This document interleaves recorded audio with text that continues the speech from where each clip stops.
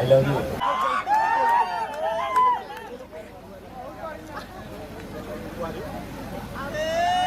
पवन सिंह का हुआ नया इवेंट पूरी तरीके से यूनिक रहा, क्योंकि आज तक तो मैंने पहले ही बताया था कि आज तक इंडस्ट्री में ऐसा कुछ इवेंट देखने को नहीं मिला। लेकिन जिस तरीके से इस इवेंट का चर्चा था, उस टाइप का सीन भी स्टेज पे देखने को मिला।